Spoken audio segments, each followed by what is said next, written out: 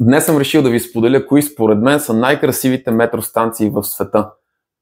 На първо място Киевска е в Москва с нейните мозайки и полулей. На мен лично ми прилича на един подземен Версай. Открита на 14 март 1954 година, станцията е изпълнена в стил сталински ампир, типичен за московските метростанции от 50-те години на 20 век. Интериорът включва мрамор, бронзови детайли и сложни орнаменти, които създават внушителна и монументална атмосфера. На второ място T-Central в Стокхолм. С нейните скални форми и цветни стенописи определено е нещо, което си заслужава да се види. Открита на 30 октомври 1957 година, подобно на много станции в стокхолмското метро, T-Central е известен със своето художествено оформление. Станцията е част от проекта Изкуството в метрото, започнат през 50-те години. Интериорът на станцията включва разнообразие от мозайки, скулптури и други арт-елементи, които правят пътуването през станцията по-приятно и визуално впечатляващо. И на трето място метростанция Толедо в Неапол. Тя е най-скорошната и със синята си мозайка идеята, която иска да създаде, е, че попадате в един подводен свят. Открита на 17 септември 2012 година. Станция Толедо е изключително известна със своето художествено оформление. Проектирана от известния испански архитект Оскар Бланка като част от проекта за модернизация на метрополитанската система на Неапол. Станцията е ярък пример за съвременното изкуство в общественото пространство и се счита за една от най-красивите метростанции в света. Интересно ми е да разбера кои са най-красивите метростанции според вас.